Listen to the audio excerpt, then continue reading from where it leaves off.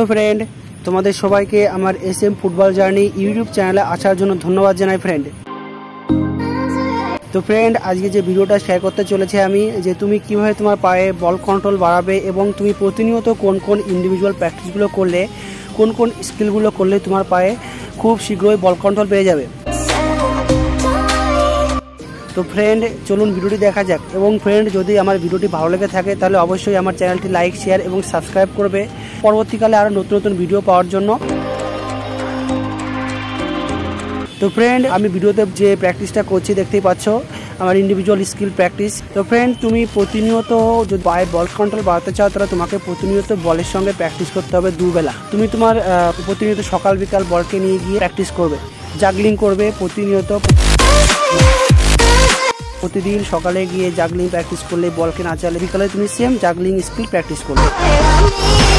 তো ফ্রেন্ড, তুমি বাড়িতে একটা প্ল্যান করে নেবে বা টার্গেট করে নেবে যে আমি আজকে প্র্যাকটিসে গিয়ে 1000 জাগলিং কমপ্লিট করে আসবো, কিংবা 500 জাগলিং।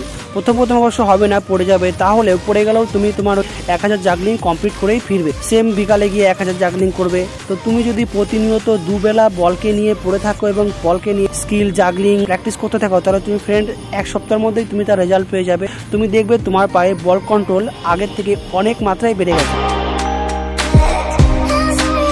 আর ফ্রেন্ড, অবশ্যই তোমাকে এই বল কন্ট্রোল স্কিল প্র্যাকটিসের পাশাপাশি তোমার কোচ এবং তুমি যেখানে প্র্যাকটিস করো সেই প্র্যাকটিসগুলো তোমাকে মন দিয়ে করতে হবে এবং সবসময় তোমাকে বাড়ানোর জন্য নিজেকে বেশি প্র্যাকটিস করতে হবে। ইন্ডিভিজুয়াল প্র্যাকটিসটা যখনই তুমি বাড়িয়ে দেবে ফ্রেন্ড, তখনই তুমি দেখতে পাবে তোমার পায়ে বল কন্ট্রোল বাড়ছে এবং তোমার খেলার উন্নতি হবে।